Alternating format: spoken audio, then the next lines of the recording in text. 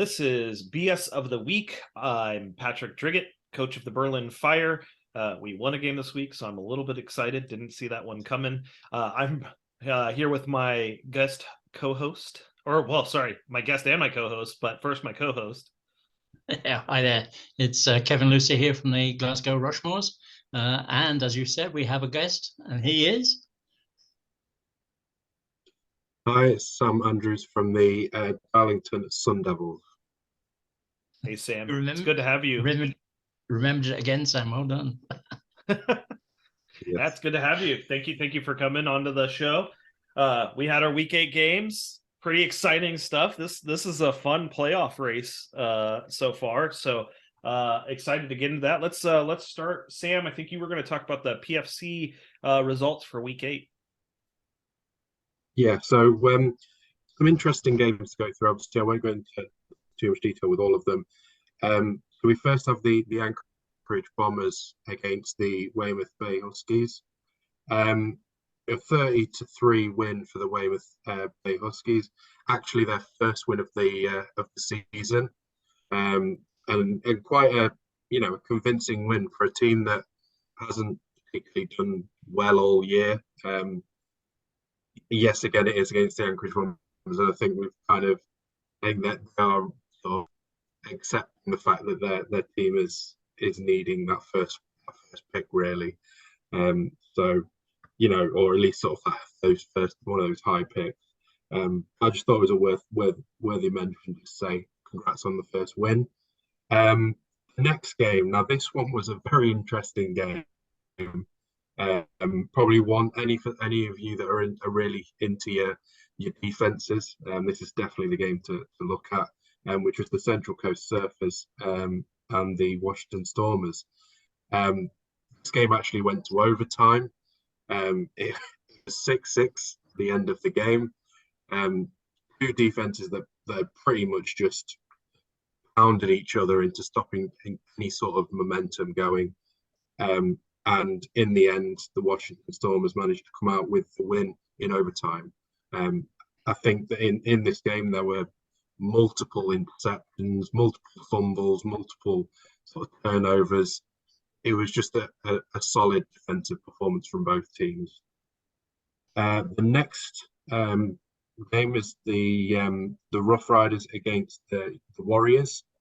Probably a fairly expected result with the Warriors winning 23-20.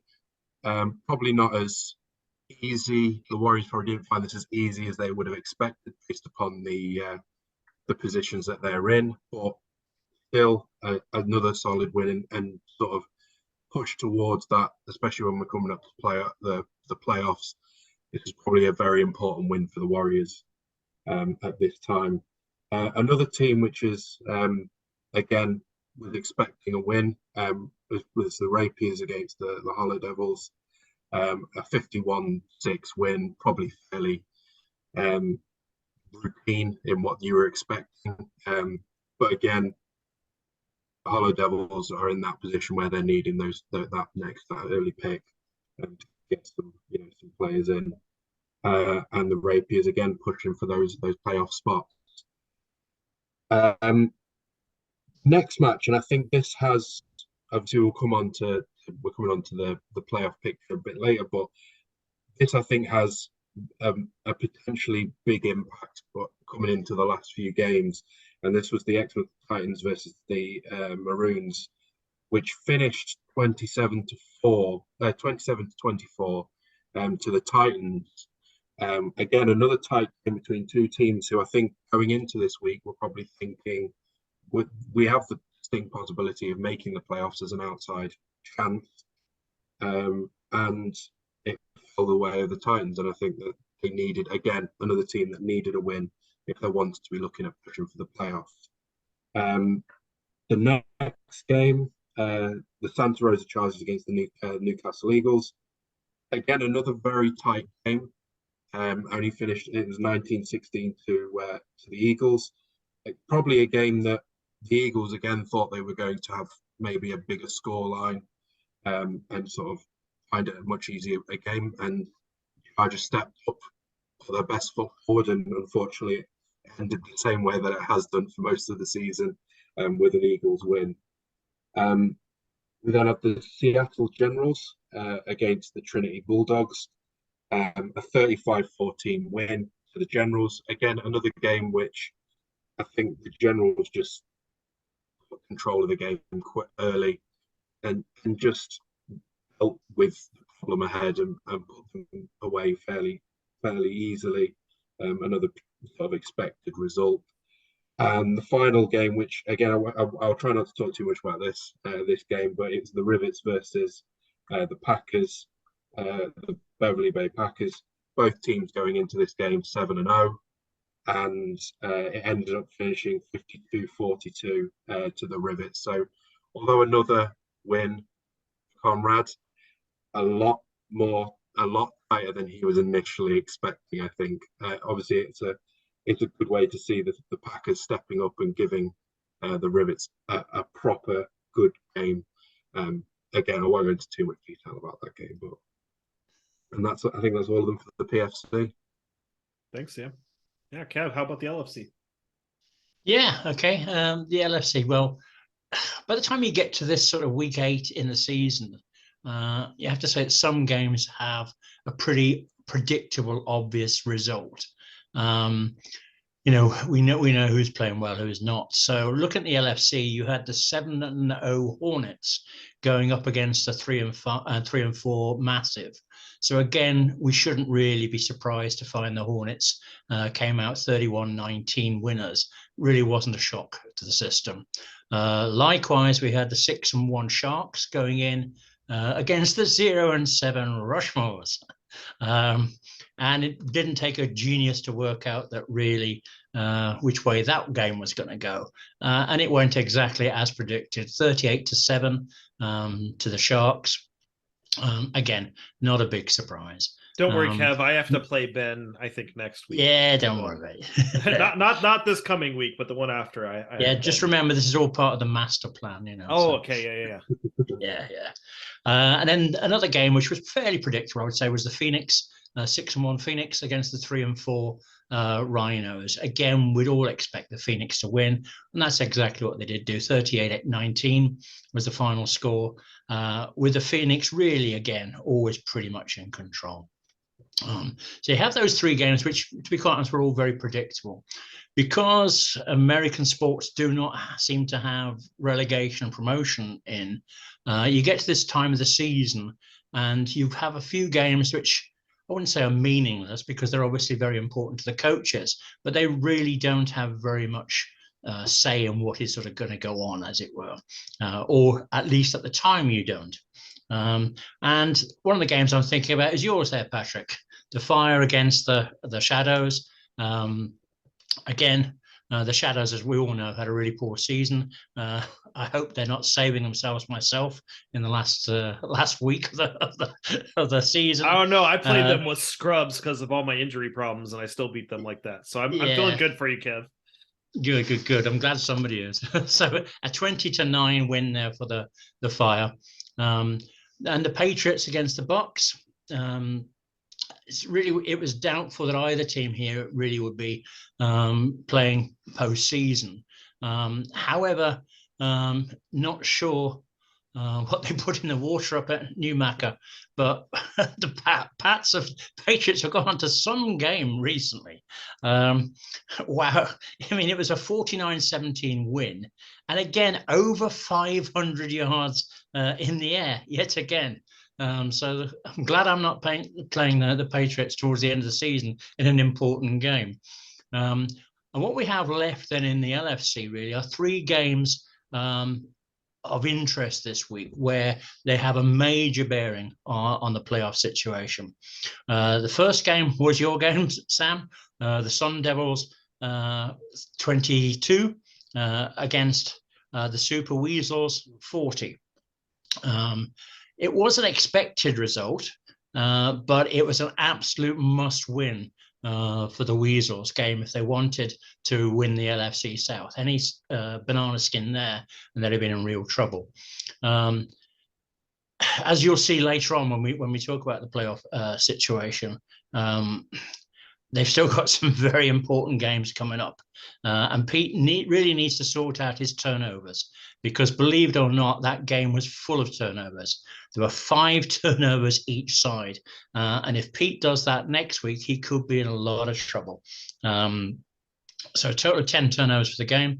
It was, in fairness it was a relatively straightforward win, 30-10 at half time. And the most valuable player, Hardy, the running back, the receiver, had a solid 132 yards receiving from only 4 receptions, an average of 33, and that really was the difference in the game. But a good win there for the Super Weasels. The next game also has an important bearing on the playoff picture. The 66-13 against the Irish 18. If the 66ers had won that game, they would now be sitting 5-3, along with the Statesmen. And they'd be looking pretty good for a wildcard place. However, that didn't happen. So what went wrong? Well, basically, the Irish sacked quarterback McKinney 5 times. So as a result of that, Craig just could never really get his offense going, particularly his passing game going. Ray got 20 first downs against Craig's 9 first downs. So that really showed you the difference, as it were. And between the two teams, there wasn't a single rushing down in the whole game. All the downs were passing downs, which I have taken note of for next week's game, Craig. Next game. Okay, the Statesmen against the Knights. Statesmen 13, the Knights 10. Much closer than I thought it was going to be. Yeah, I think it was closer practically than anyone thought, to be quite honest. And I reckon that Lee would be sitting there with a squeaky bum time for a lot of this game, because, to be fair, his whole season was pretty much on the line, and Brian nearly took it all away from him. I have to be fair to Statesmen. They basically they had the game in a way, but they just could not put the result away. They had the ball for a full 13 minutes longer than the Knights, but at no time did they ever take out a lead where if Brian's Knights had scored 1 touchdown, they'd have reversed that lead, as it were. So they never got more than 6 points ahead in the whole game. And it just went on and on like that, right up to the final whistle. So it was never really safe. It was a good rushing performance. And that was really what won it for Lee Statesman, with running back Core running for over 100 yards. And that really was the difference between the two teams. So that is the picture for what happened in the LFC last week. So back to you, Patrick. Awesome. Yeah, thanks for that. And with that brings us to our game of the week. We had a long discussion, and I think there was really good. I mean, gosh, the PFC had 3 games, I think, that are all worth talking about. I think there were a lot of good games everywhere, but the PFC just had 3 bangers. So the first 2 honorable mentions, we've got the Maroons at the Titans and the Rough Riders at the Warriors. Absolutely awesome games. Rough Riders and Warriors went to overtime in a great comeback victory. Those were great games, but I think we have to give the winner to the Rivets at Packers. Packers were leading. If anybody didn't know, they were leading at the end of the 3rd quarter. And then at 49 minutes, the Packers, they're leading. The Rivets score off a turnover at 49 minutes. Then the Rivets block a punt, pull further ahead. The Packers come back within 3 points at 55 minutes and 40 seconds on the clock. The Rivets then come right back, respond with the touchdown, and the Packers just couldn't pull it back with the remaining time. It was an absolutely riveting game. And wow. I mean, I have to imagine at the end of that, Conrad was like, I think he probably felt like he was jinxing himself coming on the show, because, whoa, like that's a scary result. And I think this does show, though, I feel like next season we're going to see a Rivets loss finally, because that was, I mean, whew, that's I mean, how scary. many games unbeaten is it? Is it 60 odd? Was he saying? I can't remember. To be I don't quite remember. Like honest. 61 was the target, I think. Yeah, So but I think, reckon that could have been one of the closest ones he has ever had. I would think. yeah, Certainly in recent years. Let's put it that way. Yeah, so that was absolutely incredible. So that's going to be our game of the week. And so, but look, here's what I want to say: the Packers, you did lose. That's got to hurt, especially being that close. But whoa, I mean, you got to be impressed by how well you coached your team there, because you had a formula and it was working, and it just didn't go your way at the end. But I see the Packers look strong. So that was great game of the week. And now I think we're going to talk about the playoff picture. I believe, Sam, you were going to talk about the PFC now.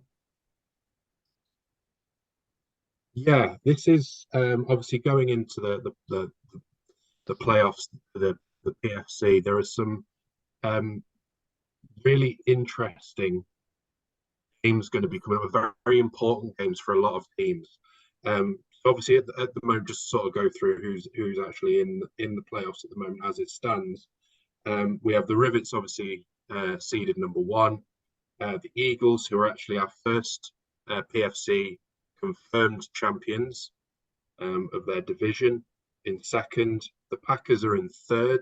The Generals are in fourth. The Surfers are in fifth. The Stormers are in sixth. We have the Rapiers are in seventh. So I was just writing them down as I was going through. And the 8th seed was the Yorkshire Warriors. Now, looking at their next games, and especially the ones that are in, the 5th to 8th bracket, I think obviously the Eagles are going to have those 1 to 4 spots. It's likely the Rivets are probably going to have one of the divisional spots. But where it's interesting is how the Rivets are going to play a part in the other teams in the PFC playoffs. So the Rivets have to play the current 5th seed Surfers next week, and then they have to play in the final week the 8th seed Warriors. Now, that obviously, to have those games come in and at the end of that season to be facing the Rivets is a monumental task in the best of times, but to have it when it's arguably going to be one of their most important games is just an absolutely. It'll either be a great game, or it will just completely destroy them. Also, not only do the Surfers and the Warriors have to face the Rivets, who are the 1st seed, they also have to face the Eagles, who are the 2nd seed. So they have got 2 very difficult games coming up that could potentially see some team like the Warriors potentially drop out of the playoffs. And it could see either the Bulldogs or the Titans jump into the playoffs. So I just think that those, although obviously you can go into so much looking at how this is all going to play out, I think for the Surfers and the Warriors, this is they need to get a win against at least one of those, and we know how difficult it is to get a win against the Rivets. So I think they could be both looking at potentially trying to get victories against the Eagles, who in their position are already through, which makes it easier, I suppose, for maybe if to target that game, but we'll see how it goes. There are also important games as well that are, again, other playoff potentials are going to be playing each other. So the Rapiers, who are currently in 7th, have actually got to play the Generals, which again is going to be a difficult game. And the Stormers, who are in 6th, have got to play the Packers in 3rd. So there's still a lot to play for. And I think that the teams like the Titans and the Bulldogs, I think they could be looking at potentially sneaking a spot, which again could be very interesting at this point, whether they do or not, obviously depending on how they play their games. But this is going to be, I think the PFC is going to be very interesting from the end of the season, looking at how it will be now and how it will be in 2 games' time. That's awesome. Thanks for your analysis, Sam. That's great. Yeah, this is a fun time of year for sure. Kev, LFC, how's that looking? Yeah, it's a bit shambolic, just like the PFC. Home one from 75, let's have a look at the people that we think are through. Okay, obviously the Hornets and the Sharks are definitely there. The Phoenix, really, to be mathematically sure, need one more win. And no disrespect, Sam, but you play them this week, I think. And then they play the Bucks. So between the two games, you've got to sort of think that the Phoenix will get their one win that they desperately need. If, on the other hand, we look at the LFC South with the other divisional champions, as it were, oh my goodness, the Weasels are 5-3 at the moment, so they obviously are in the box seat. The Knights are 3-5, and the Rhinos are 3-5. However, when you look at the fixtures, the Weasels play the Rhinos this week. Okay. And the Rhinos have a much better divisional record than the Weasels do. They then, on their last week, the Weasels, if they need a win, they could be in trouble because they're playing the Hornets. So really, this could be the week to seal it for the Weasels or the week to lose it for the Weasels. Everything down to that. If we look at the Rhinos, as we said, they already play the Weasels, and their last game of the season is against the much improved Patriots. So they could go 5-3, the same record as the Weasels, with a superior divisional record. You've also got the Knights, who are also on 3-5 at the moment, and they play the Shadows. So you think that could be, no disrespect to Shadows, you think that could be 4-5, which then means their last game of the season is against the 66ers. Okay, so it's not all done and dusted yet. Basically, if the Weasels get a win, then they've clinched the divisional championship. Then we look at the wildcard state, okay, which is even more confusing. We've got Lee in his Statesman on 5-3. We've got the Fire on 4-4. We've got the 66ers on 4-4. We've got the Irish on 4-4, and we've got the Bucks on 4-4. So those are the leading contenders. You have to say that Lee's in the box seat, because no disrespect, Patrick, but he plays the Fire next week, and then he plays the Irish. So he actually has, it's a tough run in, but it's not as tough as some of the other ones. The Fire have got to beat the Statesman, and then if they do that, they've got to beat the Sharks. So no disrespect to Patrick, but I think we're ruling the Fire out of the playoff picture. The Irish play the Sharks and they play the Statesman. So that's not the easiest running in the world either. And the Bucks play the Massive and then they play Phoenix. So it could be that 6 wins will definitely get you a playoff place, but it could be that 5-5 might actually get you a wild card place as well. And the 66 is the one I missed out. They probably have the easiest run in of the lot because they play the Rushmores and then the Knights. So it's like it's anybody's race. Nobody can slip up here. To be quite honest, you've got the divisional winners of the South. But even if somebody doesn't win the division in the South, the Knights and the Rhinos with 2 wins could come straight into the playoffs as a wild card. So other than the Statesmen, who really just need one more win, and even without that win, they could still be in the playoffs. You've got loads of different teams, 1, 2, 3, 4, 5, 6 different teams going for that wild card spot. A lot of it will be decided this week, so watch this space for next week's program. But it's still one heck of a tussle going on. And in the few years I've been in Gridiron, I cannot remember quite such a convoluted wildcard position as this one, where anyone is still up for it with just 2 weeks to go. Yeah, so that's awesome. So yeah, I definitely have an uphill battle to get in. I'll say that for sure. Yeah. No, but I think although Patrick, I think everyone has. I mean, nobody has a really what I call an easy run in. Right. there are loads and loads of banana skins there. I mean, the 66ers have stopped sort of playing. Hopefully they'll stop playing for another week. You know, you've got the Statesmen, the Sharks, which looks really difficult. The Irish. I mean, it's a toss of the coin, to be quite honest. I wouldn't like to guess who's going there. And the same with the PFC. You've got so many teams vying for that one spot, really. Yeah, I feel like my only shot is honestly if I can somehow take the Statesmen. Because I'm not beating the Sharks. So we'll see. It depends, because I think Sam hit the nail on the head there with the Eagles. They're already through, so the Sharks are already through. So what are they going to do? Are they getting their injured players out? Are they, because that's the same with the Hornets. Are they going to risk it? Are they going to risk losing, potentially star players at this point, or are they going to start resting? Obviously, that's something for Phil and Ben in terms of what they plan to do with their teams. But I think if not ever being in this position, I would want to risk star players at this point when you already know that you're going to be there or thereabouts. Yeah, I mean, you've got a different situation with the Rivets because they've got an unbeaten record. So there's no way Conrad is going to rest any of his players. Right. He's going for that unbeaten run, as it were.